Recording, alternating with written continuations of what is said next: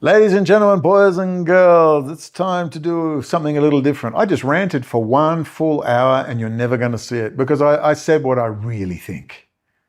But I can't put that up. So now I'll put this nicer one up. How are you doing? Today's date is Friday, the 24th of October, 10:01. I'm about to do a video on Marjorie Taylor Greene and Tucker Carlson. I wrote a few notes. And now people understand what that is if it's a foreign lobby acting on behalf of a foreign government. And I just wonder, can that continue? Can people, I mean, like, will there be a town hall meeting with a member of Congress in the next year where that person isn't asked, like, why are you taking money from a foreign lobby? Oh, I think we're going to see that in this election cycle. It's already happening. I just saw that AIPAC is now trying to get donations to their politicians they support through back channels, not directly coming from AIPAC, so it doesn't show up on their FEC reports. That's a big deal because people have had it. People are so sick of it. They don't want their elected leaders to be bought off for a foreign country, any foreign country, not just Israel, any foreign country. But they are so offended by AIPAC. And they're offended, you want to know why? They're offended because AIPAC doubles down. And they're offended because Mark Levin calls every single one an anti-Semite and every single name that he can sputter out of his hateful little face as he is so angry because people aren't bowing down and blowing up all of Israel's enemies. And it's like, and it's when Ted Cruz is losing his mind because people like me and you are just simply wanting to do what's right for our country and for our kids and our American businesses and our American border, and Ted Cruz can't take it. And it's like, that has gotten so in the face of just right in people's faces so hard that the whole thing is breaking and falling apart. Like this train has left the station. It's not coming back, especially with the younger generation. I know you talked to them. I guess that was yesterday, and I think you heard it firsthand. I hear it firsthand all the time. And it's not just the younger generation though. It's in the millennials, it's in Gen X, and it's even seeping into the boomers. But the whole propaganda machine that has been spoon-fed to Christians, whether it's in the pews at church or Bible study, or coming through the television or through their politicians' mouths, that we have to do everything for Israel. That's the only way we're going to go to heaven. America will be cursed if we don't. That whole lie is breaking apart.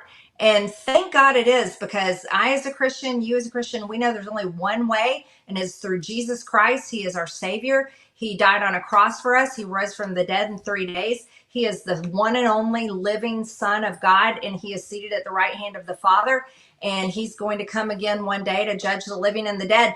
And that is the way you go to heaven. And that is the truth. And that is the light. And that is the only way that we should think and believe. And it doesn't come to bowing down to Israel, the government of Israel, or the military of Israel, or any politician. And the shaming that we have received and the shaming that carries on is actually what is destroying them, completely destroying them. It's destroying not only them, it's destroying the social media influencers that are taking money, that it is destroying everyone that gets sucked into this great deception. And that's what it is, Tucker. It is a great deception, but thank God people are waking up to it.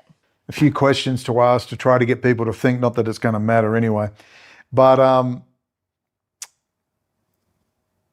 Marjorie Taylor Greene and Tucker Carlson, they're so superficial. Look, they are City of London. Tucker Carlson, City of London. Marjorie Taylor Greene, City of London. They're City of London, I'm telling you.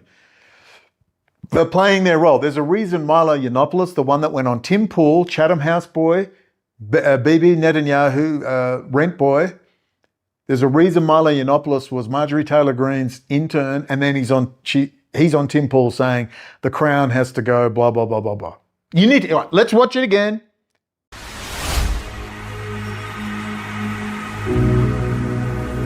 The failure of the institutions to protect people is a result of American independence, because when you throw away the monarch, you don't really just get rid of him. You make space for something else to move in, and you might not have control over that. So America is now in a position where they are ruled more brutally and more savagely and more abusively than any monarch in living memory. anywhere in the world, but they don't know the names of the people who are doing it to them. Central banks, and they Federal have Reserve, that's for sure. Certainly they're a part of it, but what instead you have is the empty pomp and circumstance of the 4th of July. This rippling flag. Why do you love a flag so much? Because there's room to hide behind it. And the people who are really running the show, whose names none of us will ever learn, are what moved in instead of the king, instead of having, and people will differ on this very violently. I appreciate that. I'll probably take a minority view on this, but when we think about how the earthly order should reflect the heavenly order, that's the sort of basis of legitimacy of the papacy and the monarchy, right? The way that societies are ordered reflects the heavenly order, and conforms to nature and the way that and our nature, the way that we were designed, the way that we work, and those are the best and happiest systems to live under. They work the best. The removal of the monarch from the top, and then these kind of weird self-sabotaging things like we're just gonna trust that everybody's going to be Christian, so we'll outsource morality to Christianity, and we'll give people these extraordinary freedoms that don't exist anywhere else, that wreck society unless the whole population is Christian, right? You cannot give people the First and Second Amendment unless they're Christian. You just can't, because only with that kind of things aren't in the law anywhere. They exist in common law and in tradition and in custom in Europe, but this rupture that happens with the sedition and getting rid of the king resets the clock in America, and there's none of those things to draw on. And just trusting that people are going to stay Christian and therefore be nice to each other was stupid. And I want America to succeed and to win, and it would have done so better as a member of the Commonwealth in good standing. Member of the Commonwealth in good standing. It might not have had some of the remarkable financial successes, such as they are, but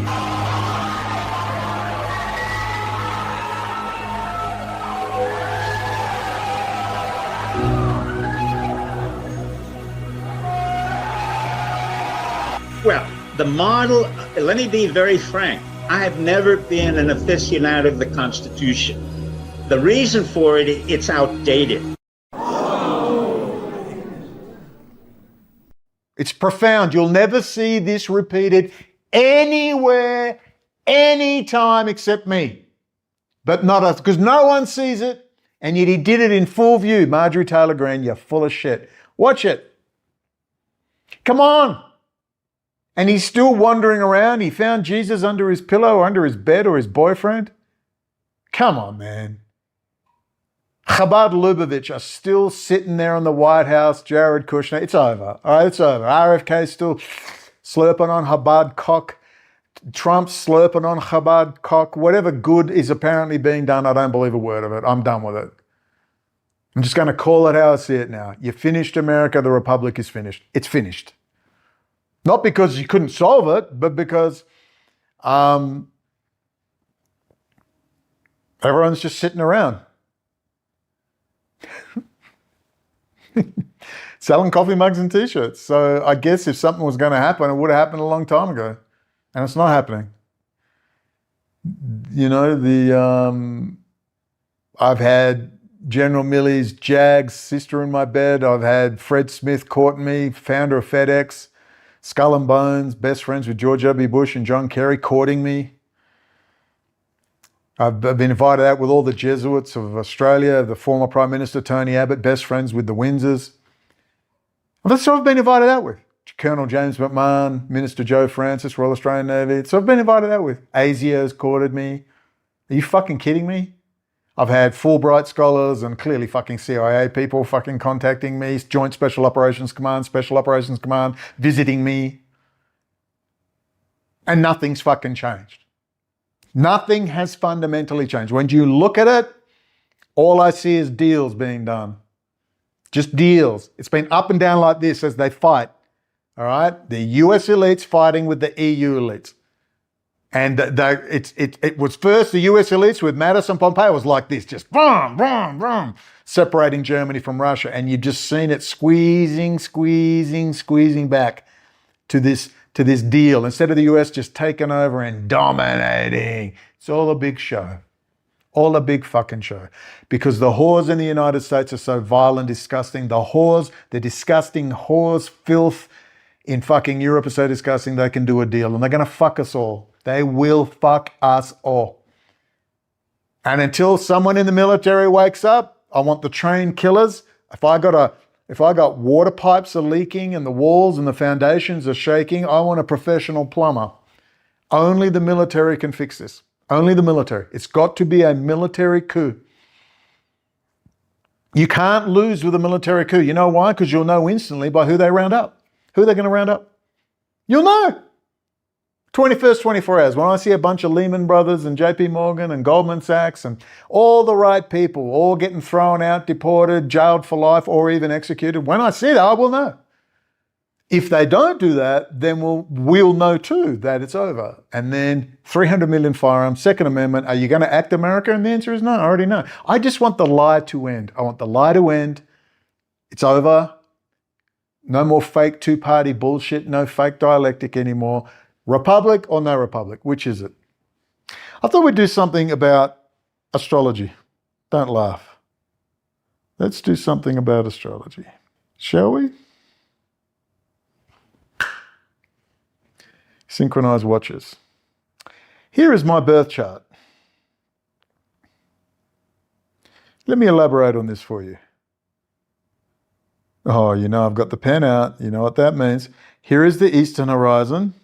This is the western horizon. Pretend I or you are standing here. We're looking south. So we're coming from the north looking south. Eastern horizon, western horizon. I was born at 12. Oh, I'm loving this. 12:25 p.m. in Noangarup, Western Australia. So there's the sun and the midheaven. See? It's midday. That's just to give you a general orientation. So there, whoop, come on, stop that. There is my ascendant, Aquarius, so Mr. Humanitarian, start the revolution. There's my sun in Scorpio. Scorpio ends the revolution. There's my moon conjunct Pluto in the 8th house. Pluto, the moon, there's Mars, 4 degrees off that, in Virgo, in the 8th house. The 8th house is ruled by Scorpio, birth, death, other people's money. All right, that's where my plutonic power comes from. That's sextiling into my 10th house of career. Neptune, Venus, Jupiter, Mercury, Sun, all in Scorpio. So if you ever wanted to see a Scorpio-Pluto chart, that's a fucking Scorpio-Pluto chart. Down here is the 4th house of family and Cancerian stuff. I've got Saturn. That's why I don't have a family and I'm not married. And I'm isolated and alone. Right at the bottom of the chart. Up the top, look at all this shit in the top of the chart. What did my astrologer? She had great tits. Her name was Leonie, and that's the only reason I went. She was hot, Leo, great tits. I was 27 years old. I'll get my chart done for fun. And she said, what do you want to do? I said, I want to be dictator, rule the world with an iron fist. And I laughed. She said, yes, that's in your chart. And I will be known by a lot of people. She says, I don't know whether you're going to be infamous or famous. Long story. That's my chart. So here we have the 8th house of power, mystery. I'm just digging this shit up straight out of the 0 point field. Moon Pluto conjunction. Sextiling into the 10th house of career with all those planets. Venus and Jupiter, the 2 luckiest planets in the 10th house of career. That's my chart. You really need to do your chart. There's a reason I showed that chart. I just want to make sure people know about it so they understand where things are heading. I'm under no illusions. Oh, who gives a fuck? Look, I'm just going to keep the charade going.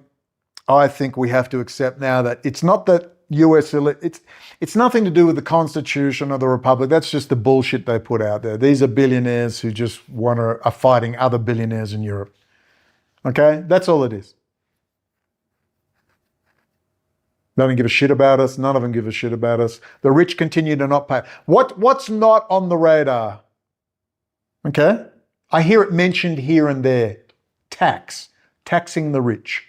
The rich are going to have to pay up. And I'm not talking about someone worth 10, 20, 30, 40 million dollars. I don't mind someone that's working hard, growing a business. I want them to have tax breaks. I want incentives for alpha males and alpha females that want to build small, medium-sized business, who have ideas and want to turn them into reality. All for it, baby. But these giant transnational corporate banking and financial entities must be taxed to the 100th degree. Get it all out of them. There is no need for someone to have 3 private jets, 2 luxury yachts. Bullshit. There are people all over the world now that have to be looked after to a degree. Everybody has the right to shelter, water, and food. And they also got to pull their weight. Also. And if you're not going to pull your fucking weight, well, you're not getting shit. If you're going to commit crimes, then you will be left to die. And to be fair, I think you should be taken out into the bush and shot. You know how the tribes dealt with recalcitrant psychopaths? The tribe took you out and they killed you, or they abandoned you in the forest. We need that attitude now. You don't want to fucking work? But that includes the rich. The rich are going to have to work too, and they're going to have to pay some fucking tax. I want to hear that on the lips. I want to hear 2008, Wall Street, City of London, Frankfurt, Germany, Paris, France, all in jail. Until then, it's all bullshit. It's all bullshit. It's all bullshit. The rhetoric isn't there. I'm not hearing about Ari and Rahm Emanuel. What a coincidence that two brothers would be controlling either side of politics. What a coincidence Donald Trump's super agent for 20 years is Ari Emanuel, an Israeli intelligence asset, friend of Arnold Milchan, another Israeli intelligence asset. What a fucking mystery surprise that is. Try to find someone who's talking about it. Remember, they're all after Trump, Trump, Trump, Trump, kill Trump, get Trump, Trump must die. But none of them can seem to go after him on his drug money laundering, his Deutsche Bank escapades, the Russian-Israeli fucking case, which is real. Well, let's talk about it. AOC, when are you going to talk about it? They're all on the fucking take. Chabad's still there. Chabad is Rothschild. Rothschild is Chabad. They're still in the Oval Office. Voila. There you go. I've said my piece. You need to know that I don't believe there's any hope for a true republic revolution unless the military mount a literal military coup. Literally. And literally come out, I am now in charge, the military. Because at least we'll be in the open, because they're already in charge. They won't insult you with any more of their actors. I want to see the right people rounded up, which includes Ari and Rahm Emanuel, all those multi-generational Jewish Bolsheviks that have penetrated the United States since 1876 and on, then post-1919, then post-World War II, Silva mass aspiring. All Jewish Bolsheviks. All of them. They know who they are, they're multi-generational, and they need to be put in fucking camps fucking now. And they can be filtered out. Who's a true believer? Who's a half-wit? Who just didn't know? And you can just start sifting through the people. You have been infiltrated. The little brown people. That's easy to solve, and it should be done humanely. You need the people in suits, and I hate to break it to you, they're all fucking white. They're all white, and they're wearing suits. And they're in everything. And until you face that fact, and make sure Jews in general know this is very targeted, don't worry, 90% will be goy. It's very targeted, and you're not going to Jew bait where Tucker Carlson gets up and basically says that Charlie Kirk's World Wrestling Federation, Ari Emanuel manufactured memorial, the Jews killed Jesus, and they probably killed Charlie Kirk too. And it actually reminds me of my favorite story ever. So it's about 2,000 years ago in Jerusalem, and Jesus shows up and he starts talking about the people in power. And he starts doing the worst thing that you can do, which is telling the truth about people, and they hate it, and they just go bonkers. They hate it, and they become obsessed with making him stop. This guy's got to stop talking. We've got to shut this guy up. And I can just sort of picture the scene in a lamplit room with a bunch of guys sitting around eating hummus, thinking about what do we do about this guy telling the truth about us? We must make him stop talking. And there's always one guy with the bright idea, and I can just hear him say, I've got an idea, why don't we just kill him? That'll shut him up. That'll fix the problem. But he won't tell you who did 9/11. Imagine, I'm willing to Jew bait, but I won't tell you who did 9/11. So who the fuck does Tucker Carlson work for? See, there's just something there that's not just a little argument point that we can have. It's staring you in the face. I'll Jew bait, but I won't tell you who did 9/11. I'll blame John Brennan, the CIA, Condi Rice, George W. Bush, and Dick Cheney, but I won't tell you that Israel was directly involved heavily in 9/11, which then goes back to City of London, et cetera, et cetera. I'm not going to tell you that. I'm not going to have the same rhetoric as Steve Bannon, because apparently only Steve Bannon is allowed to tell us about City of London, Lords of Easy Money, all that stuff. Tucker Carlson won't talk about that, because that's the bubbles we all live in. So it's all manufactured bullshit.